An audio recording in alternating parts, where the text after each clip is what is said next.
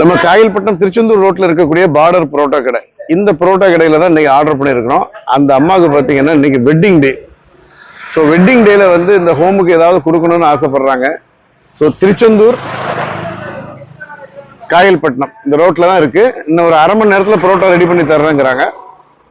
வாங்கிட்டு போக வேண்டியதான். அஸ்ஸலாமு அலைக்கும். வந்துருச்சா? சட்டி வந்துருச்சா? வந்துட்டு இருக்கோம். சரி, தொகை சொல்லுங்க, நான் சொல்லி பண்றேன். ஹோமுக்கு காலையில் டிஃபன். ஆமா, சரி, ஓகே. Mubarak store. ஒரு நல்ல விஷயத்துக்கு தூண்டுகோலா இருக்கிறது வந்து மன நிறைவை தரக்கூடிய ஒரு இது. இந்த ஹோம்ல இருக்கக்கூடிய முதியோர்களுக்கு ஏதாவது உதவி செய்யணும் அப்படிங்கிறதுக்காக சில வீடியோக்கள் போட்டோம். அதை தொடர்ந்து நிறைய உதவிகள் வந்துட்டு இருக்கு. மளிகை பொருட்கள், துணிமணிகள், அப்புறம் பண உதவி, இப்படி இந்த ஹோமுக்கு வந்து வந்த வண்ணமாவே இருக்கு. நம்முடைய வீடியோனால இந்த ஒரு நன்மையான காரியத்துக்கு வந்து தொடர்ச்சியா இந்த மாதம் முழுக்க வந்துகிட்டு தான் இருக்கு. பல இடங்கள்ல இருந்தும் அவங்களுக்கு தகுதிக்கு ஏற்ற மாதிரி உதவி செஞ்சுட்டு இருக்காங்க. ஸோ அந்த அடிப்படையில் இன்னைக்கு நம்ம நிற்கிறது காயல்பட்டினம் பார்டர் புரோட்டா. இந்த பார்டர் புரோட்டாக்கு வந்திருக்கோம். இங்க 750 புரோட்டாக்கு ஆர்டர் கொடுத்துருக்கோம். எப்பவும் இட்லி தானே கொடுக்குறோம், இப்போ ஒரு மாறுதலா இருக்கட்டும் அப்படிங்கிறதுக்காக வேண்டி ஹோம்ல போன் பண்ணி கேட்டேன், புரோட்டா கொடுக்கலாமான்னு. தாராளமா கொடுக்கலாம், ரொம்ப விரும்பி சாப்பிடுவாங்கன்னாங்க. சரி, காலையிலேயே இறைச்சி மீன் அந்த மாதிரி கொடுக்காம நல்ல அருமையான சாஃப்டான புரோட்டா, அந்த புரோட்டாவோட சேர்த்து பார்த்தீங்கன்னா சூப்பரான ஒரு சால்னா வச்சிருக்காங்க. ஸோ இதுதான் இன்னைக்கு உணவா நம்ம கொடுக்க போறோம். நமக்காக வேண்டி காலையில 4 மணிக்கு கடையை திறந்துருக்காங்க. அதே சமயம் பார்த்தீங்கன்னா ராத்திரி 12:30 மணிக்கு கடை அடைச்சிருக்காங்க. மாஸ்டர் சொல்றது தூங்கவே இல்லையா, தூங்கினா எந்திக்க முடியாது அப்படின்ட்டு தூங்கவே இல்லை. நமக்காக வேண்டிய இந்த ஹோமுக்கு நம்ம அதாவது நல்ல எண்ணம், அதாவது கமர்ஷியல், அதாவது வியாபாரங்கிறது வேற, அதே சமயம் மனிதநேய அடிப்படையில் செய்யக்கூடிய உதவிகள்ங்கிறது வேற. ஸோ அந்த வகையில இவங்க ராத்திரி முழுக்க தூங்காமையே கண் விழிச்சிட்டு வந்திருக்காங்க. 4 மணிக்கு புரோட்டா ஊற வச்சிருக்காங்க மாவை. அப்பதான் மாவு சாஃப்டா இருக்கும், இல்லை உடனே போட்டோம்னா ரப்பர் மாதிரி இருக்கும் அப்படின்னாங்க. ஸோ எல்லா வழியிலையும் எல்லாருடைய உழைப்பும் இருக்குதுங்கிறது முக்கியமான ஒரு விஷயம். என்ன கேசவன் வந்தாச்சா? வண்டி இப்படி ஓரமா விட்டுருங்க. வரட்டும், கொஞ்சம் பேக்ல வரட்டும். லெப்ட்ல ஓடிச்சு வாங்க, வாங்க வாங்க. போஸ்ட் நான் பாத்துக்கிறேன். போதும்.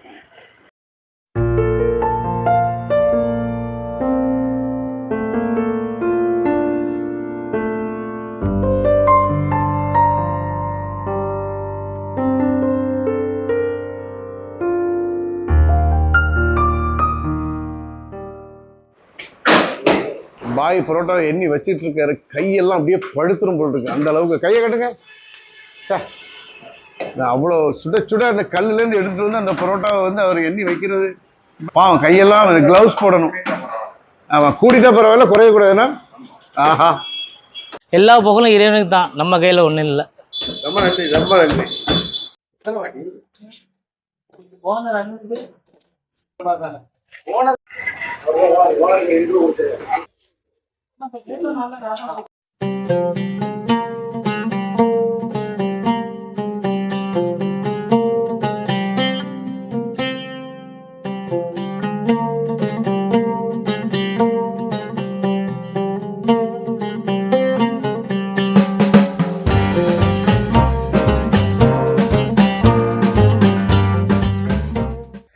எட்டரை மணிக்கு புரோட்டா ரெடி ஆகும் அப்படின்னாங்க.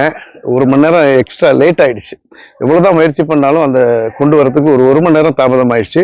எல்லாம் பசியோட இருப்பாங்க. நான் ஃபோன் பண்ணி சொல்லிட்டேன், சார் ஏதாவது ஸ்நாக்ஸ் ஏதாவது இருந்தால் கொடுத்து ஒரு டீயை கொடுத்து வைங்க அப்படின்ட்டு. இப்போ வந்த உடனே இங்கே எப்படின்னா இந்த சிஸ்டம் எப்படின்னா எல்லாருக்கும் ஈவனா வச்சதுக்கு அப்புறம் தான் சாப்பிட ஆரம்பிப்பாங்க. நம்ம ஊர்ல கல்யாண பந்திகள் எல்லாம் பார்த்தீங்கன்னா காலஞ்சோறு பரத்திட்டு இருப்பாங்க. அதுக்கப்புறம் பார்த்தீங்கன்னா பிஸ்மில்லா ரஹ்மான் ரஹீம் அப்படின்னு ஒரு சவுண்டு வரும். வந்ததுக்கு அப்புறம் தான் எல்லாரும் சாப்பிட ஆரம்பிப்பாங்க. ஸோ அந்த சிஸ்டம் மாதிரி இங்க வந்து எல்லாரும் வச்சதுக்கு அப்புறம் சாப்பிடுங்கன்னு சொல்லதான் சாப்பிடுவாங்க. இப்போ அதை அப்படி செய்யல.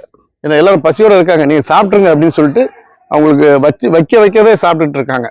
ஒரு அளவுக்கு கவர் பண்ணியாச்சு. இந்த டைம் வந்து ஒரு 1 hour லேட் ஆயிடுச்சு. சாப்பிட்டதுக்கு அப்புறம் மாத்திரை போடுவாங்க. ஸோ இன்னைக்கு 1 hour லேட் ஆனதுனால ஸ்டாஃப் நர்ஸ் வந்து மாத்திரை கொடுத்துட்டு இருக்காங்க. ஸோ இவங்களுக்கு நம்ம சொல்ல வர்றது என்னன்னா, இந்த மக்கள் வந்து கைவிடப்பட்ட மக்கள் வந்து அனாதைகளாக கேட்பார் கேள்வி இல்லாம, ஏன்னா ரோடுகள்லையும் ரோட்டு வீதிகள்ல ரயில்வே ஸ்டேஷன், பஸ் ஸ்டாண்டு, கோயில், குளம், சர்ச்சு, பள்ளிவாசல் எத்தனையோ பேர்கள் வந்து வீதியில கிடக்குறாங்க. அவங்களெல்லாம் வந்து இங்க அழைச்சிட்டு வந்து அவங்களுக்கு உடை, உணவு, மருத்துவம் இதெல்லாம் கொடுத்து, போர்வை கொடுத்து, ஒரு மழையில இருந்தும் புயல்ல இருந்தும் குளிர்ல இருந்தும் வெயில்ல இருந்தும் காப்பாத்தி இந்த மனிதர் வந்து மிகப்பெரிய சேவையை செஞ்சுட்டு இருக்காரு. இதை வந்து அளப்பரிய சேவைன்னே சொல்லலாம். ஒரு நர்சரி ஸ்கூல்ல 2 கிளாஸ் ரூமை சமாளிக்கிறதே பெரிய விஷயம். ஆனா இங்க இவ்வளவு பேர்களை சமாளிக்கிறதுங்கிறது மிகப்பெரிய விஷயம்னு சொல்லலாம்.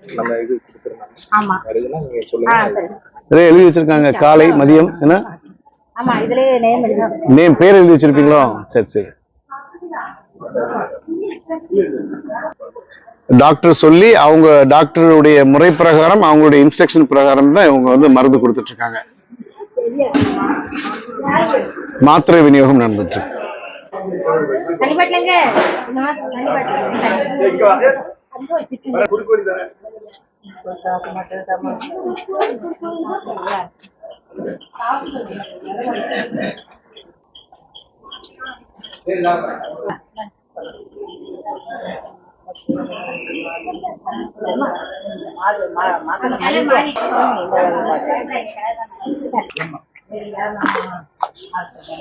பேச்சம்மா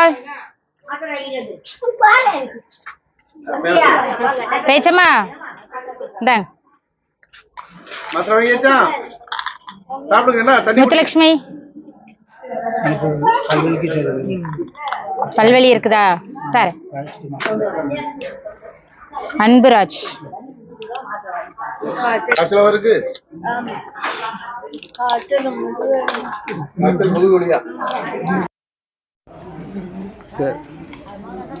மாத்திரை போட்டு கொஞ்ச நேரம் ரெஸ்ட் எடுங்க. என்ன படுங்க.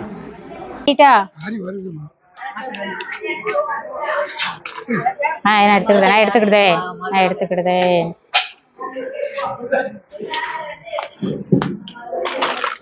காட்டுங்க, புண்ணை காட்டுங்க. கை கழுவிட்டு மாத்திரை வாங்க. காட்டுங்க எப்படி நீ மருந்து போடு. ஆமா, ட்ரெஸ்ஸிங் பண்ணிடணும் இன்னைக்கு. மகேஸ்வரி நைட்டு ஊரல் இருக்கும். இன்னைக்கு ஒரு இன்ஜெக்ஷன் போட்டுருமா? அப்போ இன்னைக்கு இன்ஜெக்ஷன் போடுறதுனால ஊரலுக்கு மாத்திரை தரல, சரிங்களா?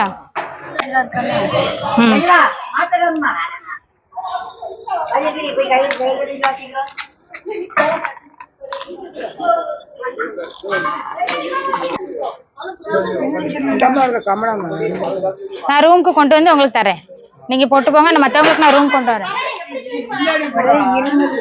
இருமல் சளி இருக்குதா? தண்ணி வெடியுதா?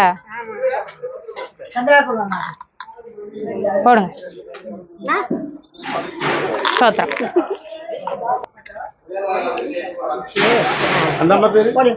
சந்திராபட்டி. சந்திராபட்டி.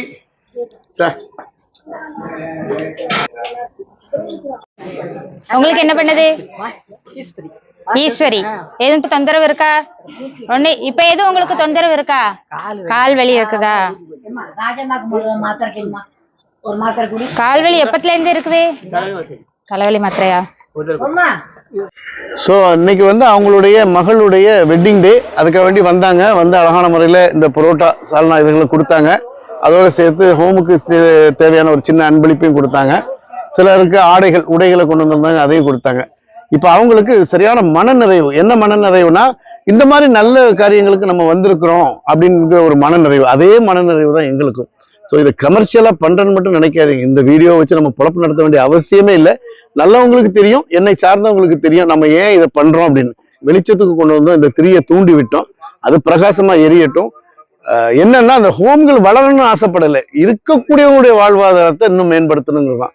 அதனால இந்த வீடியோ வந்து இனியும் வரும். என்னென்னலாம் வருதோ நல்ல நல்ல விஷயங்கள் வந்தா எடுத்து போடுவேன். ஆள்கிட்ட கேட்டேன், வழக்கமா ஹோம் தானே போட்டுட்டு இருக்கேன், சரி ஏதோ உங்களுக்கு எப்பா நீ போடுப்பா பாக்குறதுக்கு நாங்க இருக்கோம் அப்படின்னாங்க. அப்போ பலரது உள்ள கதவுகளை தட்டக்கூடிய இந்த நற்செயல் நம்முடைய ஆயுள் இருக்கிற வரைக்கும் நிலைச்சு நிற்கும். போய் சேர்ந்துட்டா நாளைக்கு 2வது நாள் ஒண்ணும் கொண்டு போறது இல்லை. அதை மட்டும் மனசுல வச்சுக்கோங்க. அது மாதிரி ஏழை எளியவங்களுக்கு உணவளிக்கிறது ரசூலுல்லாஹ்வுடைய பண்பாடு. ஏழை எளியவர்களுக்கு உணவளிக்கிறது கடமை.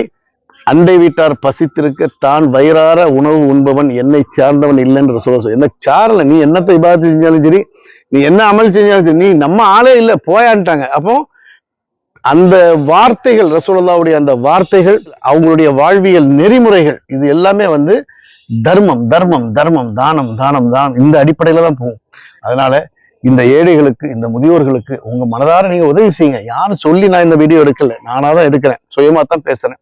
தயவு செய்து அதிகமா பேசியிருந்தா மன்னிச்சிருங்க. ஓகே, நிறைய பேர் வர்றாங்க, காயல்பட்டினத்துல நிறைய பேர் வந்துட்டு இருக்காங்க. பெரும்பாலும் பாத்தீங்கன்னா நம்ம இந்த வீடியோ போட்டதன் பலனால இந்த ஹோம் இருக்கிறது வந்து வெளிச்சத்துக்கு வந்துச்சு.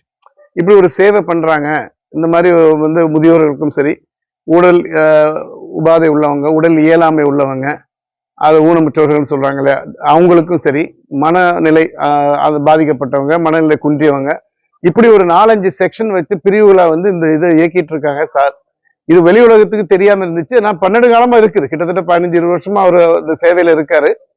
இப்ப சமீப காலமா தான் இது நமக்கு தெரிய வந்தது. தெரிய வந்த உடனே சரி நானும் யதார்த்தமா வந்து இங்க உள்ள ஒரு பதிவை பொதுவாகவே வந்து என்ன பண்ணுவேன், நல்ல விஷயங்கள் நடந்தால் அதை வெளிக்கொண்டு வருவேன். அந்த அடிப்படையில தான் வந்தேன். அப்ப வர்றதுக்கு முன்னாலேயே சார்ட்ட எனக்கு ரெக்கமெண்ட் பண்ண ஆள்கிட்ட நான் என்ன சொன்னேன்னா, உள்ள வருவேன், மத அடையாளங்கள் இருந்தால் வெளியே போயிடுவேன். ஒரு சிலுவையோ இல்லைன்னா ஒரு ஒரு ஒரு தெய்வங்களுடைய விக்கிரகங்களோ இல்ல ஒரு பள்ளிவாசலுடைய தொழுகை இடமோ அந்த மாதிரி இருந்ததுன்னா மத அடிப்படையில இருந்து அவங்க பார்த்துக்கிடுவாங்க, நம்ம அது தேவையில்லைன்னு சொல்லியிருந்தேன். ஸோ மத அடிப்படையில் ஒண்ணு. 2வது, அந்த அவங்க செய்யக்கூடிய சேவை வந்து நான் ஒரு 15 நிமிஷம் அந்த அந்த நிர்வாகிகள்கிட்ட பேசுவேன். என் மனசுல உள் மனசுல தட்டணும், இது வந்து உண்மையிலேயே சேவை பண்றாங்க அப்படின்னு ஆள் மனசுல தட்டுனாதான் கேமராவை தூக்குவேன், இல்லைன்னா ஹாய் சொல்லிட்டு போயிட்டே இருப்பேன்னு சொல்லிட்டேன். அப்ப அவர் சொன்னார், தாராளமா போங்க, அவர் நல்ல மனுஷன் ஒரு ரெக்கமெண்ட் பண்ணாரு. சார்ட்ட ஒரு 15 நிமிஷம் தான் பேசிட்டு இருந்தேன். சாருடைய கதைகளை சொல்லும்போது அவர் இந்த ஹோமை எப்படி உருவாக்குனாரு, எந்த அளவுக்கு இந்த ஹோமை வந்து நிர்வகிச்சுட்டு வந்தாருங்கிறது ஒரு சுவாரஸ்யமாவே சொல்லிட்டு இருந்தார். 15 to 20 நிமிஷத்துல சார் போதும் எனக்கு இது, நான் மற்றது நான் கவரேஜ் பண்ணிக்கிறேன்னு சொல்லியே வந்தேன். அந்த சுவாரஸ்யமான கதையை சுருக்கமா உங்களுக்கு சொல்லிடுறேன். இப்ப வந்திருக்கிறது யார் அப்படின்னு சொன்னா, காயல்பட்டினத்துல மிகப்பெரிய தனவந்தர்களும் மிகப்பெரிய வணிக தொடர்பு உள்ளக்கூடிய ஒரு குடும்பம், ஏகேஎஸ் ஃபேமிலிம்பாங்க. ஏகேஎஸ், அதாவது உதாரணத்துக்கு எங்க ஊர்ல என்ன சொல்லுவாங்க, நீ என்ன பெரிய ஏகேஎஸ் வீட்டுக்காரனாம்பாங்க. எங்களெல்லாம் ஏதாவது சொன்னா பெரிய ஏகேஎஸ் வீட்டுக்காரங்களா அப்படின்னா, ஏகேஎஸ்ங்கிறதுக்கு ஒரு மதிப்பு மரியாதை இருந்துச்சு. ஒரு ஹை சொசைட்டில உள்ள ஆட்கள், பிசினஸாகவும் இருக்கட்டும், இல்லைன்னு சொன்னா சோசியல் சர்வீஸா இருக்கட்டும், ஊர்ல வந்து பிரமுகர்களா இருக்கட்டும், இந்த ஏகேஎஸ்ங்கிறதுக்கு ஒரு நேம் இருக்கு. எப்படி எல்கேஎஸ் எல்எம்எஸ் அப்படின்னு ஒரு பேர் இருக்கும், அதே மாதிரி ஏகேஎஸும். ஸோ அந்த குடும்பத்தார் தான் இந்த வீடியோவை பார்த்துருக்காங்க, செவி வழி செய்தியா கேட்டிருக்காங்க. நண்பர் ஹமீது வந்து ஏற்றி வச்சிருக்காரு. இந்த மாதிரி ஒவ்வொரு ஆளுக்கும் செவி வழியா வந்து சரி இந்த ஹோமை போய் நம்ம பார்த்துட்டு வருவோம் அப்படிங்கிறதுக்குள்ள நம்ம ஷேக் காக்கா வந்து நேற்று ரொம்ப நேரம் பேசிட்டு இருந்தாங்க என்கிட்ட. ஒரு 3/4 மணி நேரம் பேசினாங்க. எப்பா தூங்கும்போது இந்த ஹோம் தான் ஞாபகம் வருது, காலையில எந்திரிச்சாலும் இந்த ஹோம் தான் ஞாபகம் வருது, ஏன்னா தொழுவு போயிட்டு வரும்போது இந்த ஹோம் தான். காரணம் உள்ளத்தை அல்லாஹ் தட்டுறான். இறைவன் வந்து உள்ளத்தை வந்து உசுப்பி விடுறது, அதாவது எழுப்பி விடுறது, செய்யுங்கிறது தூண்டுறது தான். அதுக்கு ஒரு இந்த தூண்டுகோலா தான் நம்ம இருந்தோம். ஸோ அவங்க என்ன பண்ணாங்க, அவங்க ஃபேமிலி எல்லாம் உடனே ஒரு 10 நிமிஷத்துல ஒரு 20,000 ரூபாய்க்கு, அதாவது இது வந்து ஒரு சின்ன ஒரு ஃபர்ஸ்ட் எய்டுன்னு சொல்லலாம். ஏன்னா ஃபர்ஸ்ட் எய்டு தான் இது. ஆமா, இனி வரக்கூடியது இனி வரும். ஏன்னா அப்ப அவங்க என்ன பண்ணாங்க, உடனே அங்க ஏப்பா இங்க வாங்க, டக்கு டக்குன்னு என்ன பண்ணாங்க, ஒரு 20,000 ரூபாய்க்கு தேவையான மளிகை பொருட்களை ஏற்றி நான் வந்து இறங்கியிருக்கு மளிகை பொருட்கள். ஸோ இந்த மாதிரி உதவி. அது இல்லாம காயல்பட்டினத்துல தனிப்பட்ட முறையில் இப்ப வந்தாங்க, எல்எம்எஸ் ஃபேமிலி வந்துட்டு போனாங்க. இந்த மாதிரி நிறைய வர்றாங்க. இவங்களுக்கு வந்து வணிக தொடர்பு உலகளாவிய இதுல இருக்கிறதுனாலையும், உள்ளூர் வெளியூர் வெளிநாட்டுல வணிக தொடர்பு இருக்கிறதுனால நிறைய நண்பர்கள் அவங்களுக்கு இருக்கிறாங்க. வியாபார ரீதியாகவும் சரி, நட்பு அடிப்படையும் சரி. அந்த நண்பர்கள் வந்து என்ன பண்ணுவாங்கன்னா, இவங்க ரெக்கமெண்டேஷன்ல இனி அவங்களுக்கு இந்த செய்தி போய் எத்தும். அப்ப நிறைய வந்து உதவிகள் வந்து வரும். இந்த மாதிரி ஹோமுக்கு வந்து பல இன்னல்கள், பல சிக்கல்கள், சிரமத்துக்கு மத்தியில தான் சாரும் தியாகராஜன் சாரும் மும்மூர்த்திகள்னு சொல்லலாம். ஒண்ணு வந்து நம்ம Premkumar sir, Thiyagarajan sir, Thiyagaran sir, அதுக்கப்புறம் க்ளோரி மேடம். இவங்க 3 பேரும் தான் கட்டி காத்துட்டு இருக்காங்க இந்த ஹோமே. ஸோ இவங்களுக்கு வந்து ஒரு நிரந்தர ஒரு தீர்வு, அதாவது இவங்களுடைய காலத்துக்கு பிறகு இந்த ஹோம் வந்து நடத்தணும். அதாவது ஆக்சுவலி இந்த வீடியோ எடுக்கிறதுக்கு அவங்க சம்மதிக்கவே இல்லை, ஏகேஎஸ் ஃபேமிலி வந்து சம்மதிக்கவே இல்லை. நான் தான் சொன்னேன் இது ஒரு விளம்பரமா இருக்கட்டும், எப்படின்னு சொன்னா நன்மையை நாடி உள்ள விளம்பரமா இருக்கட்டும். உதாரணத்துக்கு இதை வச்சு ஒரு 10 பேர் முன் வருவாங்க, இந்த ஹோமுக்கு தேவையான இதுகளை கொடுப்பாங்க. சில அல்லாஹ் தந்த நேமத்தை மறைக்க வேண்டாம், நீங்க வலது கை கொடுக்குறது இடது கை தெரியக்கூடாதுன்னு நபிமொழி. அதே சமயம் சில விஷயங்களை பகிரங்கப்படுத்தக்கூடியது ரசூலுல்லாஹ் சொல்லி தந்த வழிமுறை தான். ஸோ மற்றவங்களுக்கு ஒரு தூண்டுதலா இருக்குங்கிறதுக்காக வேண்டியே நான் வலுக்கட்டாயமா இவங்களை பிடிச்சி நான் வீடியோக்கு வர வச்சிருக்கேன். இப்போ வந்து கிட்டத்தட்ட 20,000 ரூபாய், இது ஒரு துளி தான். அவங்க சொன்னாங்க இது வந்து ஃபர்ஸ்ட் எய்டு, இது நாங்க திருதிப்புன்னு வந்துட்டோம். அதே சமயம் வந்து எங்களுக்கு வந்து பீஸ்னகையும் வெறுங்கையுமா போகக்கூடாது அப்படிங்கிறதுக்காக வேண்டி நாங்க வந்து இதை கொண்டு வந்திருக்கோம். இது துளி தான். இது எங்களுடைய குடும்பத்தாரும் சரி, எங்களுடைய நட்பு வட்டாரத்துலையும் சொல்லி ஹாங்காங் பேங்காங் எங்கெங்க ஆட்கள் இருக்காங்களோ எல்லாத்துட்டையும் அதை இதுகளை பண்ணி இந்த ஹோமுக்கு ஏதாவது ஒரு கட்டடத்துக்கு நாங்கள் ஏற்பாடு பண்ணுவோம் இன்ஷா அல்லாஹ்னு சொல்லியிருக்காங்க. சரி, ஓகே. இப்போ வந்து அவங்க ஹேண்ட் ஓவர் பண்றாங்க, இந்த இதை பிரேம்குமார் சார்ட்ட வந்து ஹேண்ட் ஓவர் பண்றாங்க. கிட்டத்தட்ட 20,000 ரூபாய்க்கு மதிப்புள்ள மளிகை பொருட்கள் எல்லாமே இருக்கு. அனைவருக்கும் வணக்கம். இங்கே வந்திருக்கிற ஏகேஎஸ் ஃபேமிலி, காயல்பட்டணத்தை சார்ந்த ஏகேஎஸ் ஃபேமிலி, அவர்களுடைய குடும்பத்தினர், அவருடைய உறவினர்கள், அவருடைய நட்பு வட்டாரங்கள் அனைவரும் இங்கே வந்திருக்கிறாங்க. வந்திருக்கிற அனைவருக்கும் முதலாவது இறைவனுடைய நாமத்தில் நான் அன்பு கலந்த நன்றியையும் வணக்கத்தையும் நான் தெரிவித்துக் கொள்கிறேன். அவர்கள் இன்றைக்கு இந்த முதியவர்களுக்கு என்று சிறப்பான உணவுப் பொருட்கள் இன்றைக்கு வாங்கி கொண்டு வந்திருக்கிறாங்க. அதை அன்போடு அந்த மக்களுடைய தேவைக்காக நாங்கள் ஏற்றுக்கொள்கிறோம். மிகுந்த மகிழ்ச்சியாக இருக்கிறது. தொடர்ந்து இந்த மக்களுடைய தேவைகள் சந்திக்கப்படவும், இப்படிப்பட்ட ஆதரவற்றவர்கள் உணவு இல்லாமல், உடை இல்லாமல், உறைவிடம் இல்லாமல் ஆதரவற்ற நிலையில இருக்கக்கூடாது என்பதற்காக நிறைவாக மனமகிழ்ச்சியோடு அவருடைய ஆயுள் காலம் வரை வாழ்வதற்கு இறைவனை நீங்கள் பிரார்த்தித்துக் கொள்ளுங்கள். தொடர்ந்து இறைவன் இப்படிப்பட்ட மக்களுக்கு உதவிகளை செய்யட்டும். இந்த இப்ப இருக்கிற இந்த நீங்க தந்திருக்கிற இந்த உணவு பொருட்கள் அத்தியாவசிய தேவையானது. தந்ததற்காக இதை உதவிய அன்பு உள்ளங்களுக்கு இருகரம் கூப்பி நான் என்னுடைய அன்பு நன்றியை தெரிவித்துக் கொள்கிறேன். நன்றி, வணக்கம்.